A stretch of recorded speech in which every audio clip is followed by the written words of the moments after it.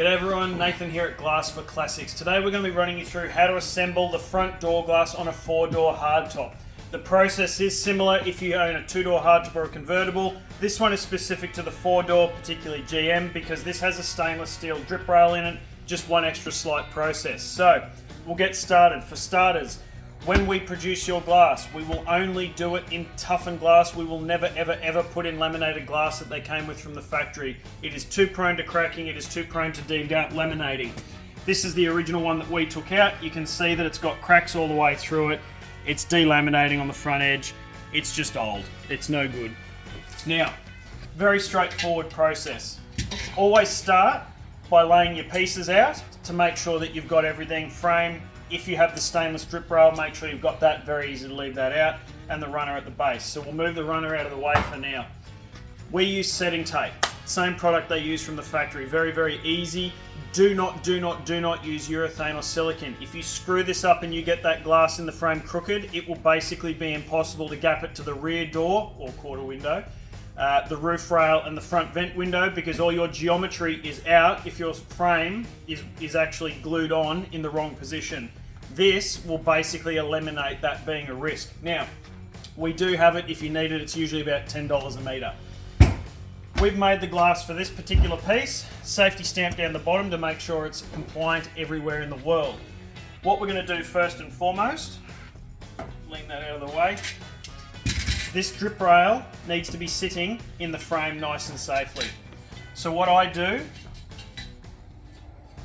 when you look at the edge of this profile, if you come down close, you'll see there's a little drip rail portion here, and then this lip actually sits inside the chrome frame.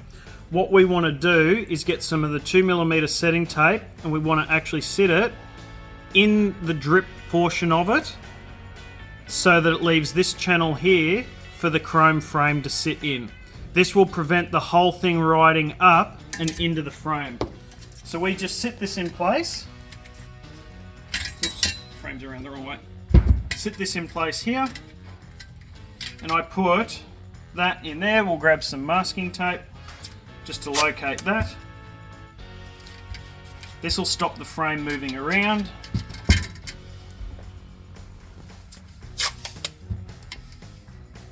Same again, pop it under the back corner here.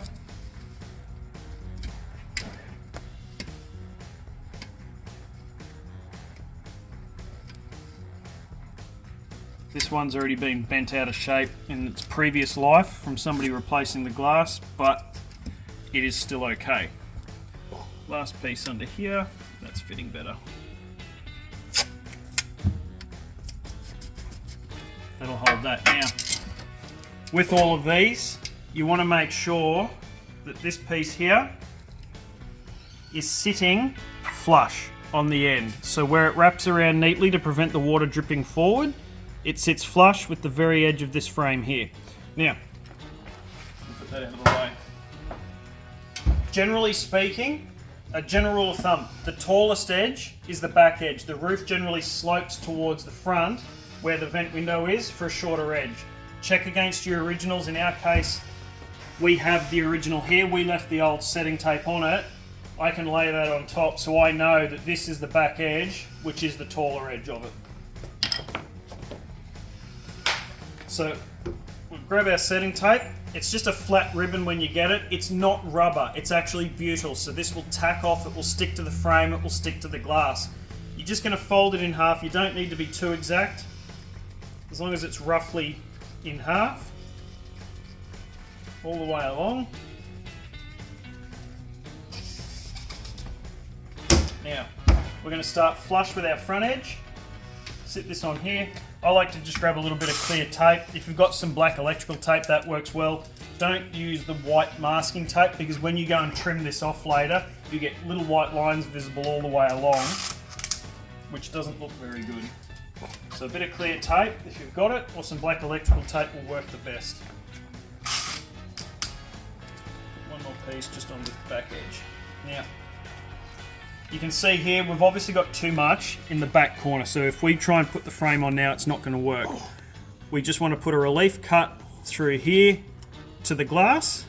We'll fold one on top of the other. We're going to grab the knife, simply push in, remove the excess, and now you've got a nice clean mitre in that top corner with no excess in the way, which will now allow the frame to slide on. So do the same on this side, cut through until you hit the edge of the glass. We'll fold that over so it's overlapping there. Simply press the blade in and remove the excess. Now, I'll cut a little bit off the bottom here because it's a bit long.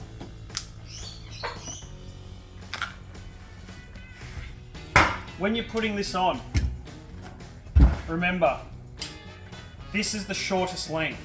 I will always put the shortest length on first, because then when you're trying to push this down, the longest length, you've got the least amount of resistance down here. If you push the top on first and then try and go that way, you've got another 50% the length that you're wrestling with to try and get it in the frame. So, we'll grab our kerosene. The kerosene is going to do two things. It's going to lubricate this, but it's also going to cause it to tack off so that it adheres to the frame and the runner itself. So wipe that on. You can't use too much. You won't hurt it. Get this nice and wet so you've got a really nice shine on it. Remembering, this drip rail always goes to the inside of the vehicle. So we're just going to sit that on there. That just pushed on with a nice even amount of resistance. If it slips on too easily, see, we've got nice resistance here. If it slips on too easily, you probably need to go up a size in the setting tape, and by the same token, if you're fighting it, it's going to want to go down a size. I like using these clamps. They're just a nice quick way. You can see that sliding on now. Work our way along.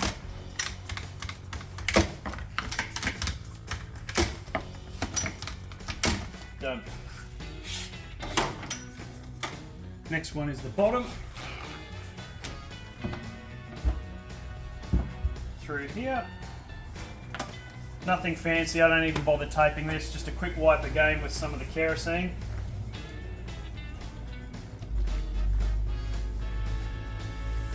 Get a nice glossy edge on that.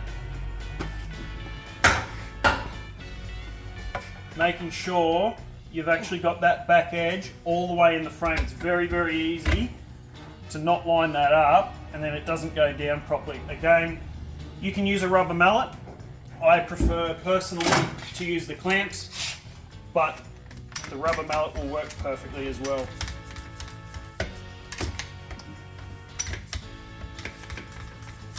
You can see that just sliding on nice and evenly there.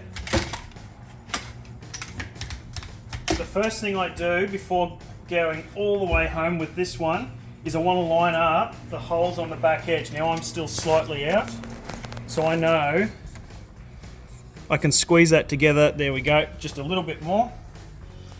Now, I always replace these with stainless steel screws. If you're in Australia, the original threads were Imperial. A 4mm metric fine thread or machine thread will go straight in there. The threads are almost identical. You can see how easily that's actually going in.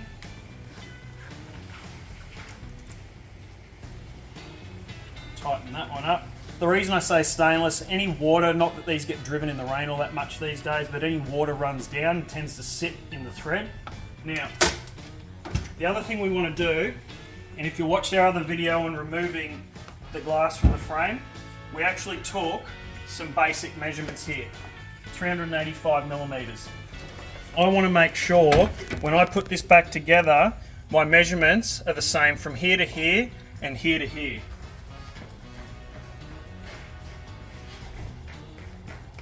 So I've got, at the moment,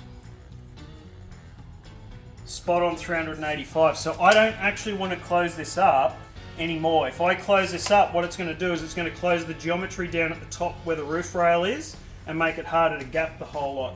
I've then got 538mm from front to back. There we go. I've got 539, close enough that that's not going to make any difference. That is now finished, so you can just grab your razor blade and trim the excess back all the way along. and remove that all the way around. You can pull this out now. That's quite tight. And that job is now done once you've trimmed that up. That is the correct way of doing that. We've just completed that in about 10 minutes. If you were to urethane that, you'd be waiting hours for it to dry. You can't put it straight in the vehicle. You'll also risk getting it wrong and having to damage potentially irreplaceable frames, which in most GM cases in particular, they are irreplaceable because they're die cast and the frames are just not made. So let us know if you've got any questions. If you like the video, let us know. We can help you with the glass. We can help you with the setting tape. If you've got any questions, feel free to send us an email to enquiries@glassforclassics.com.au or phone us on 1300 442 000. Talk to you soon.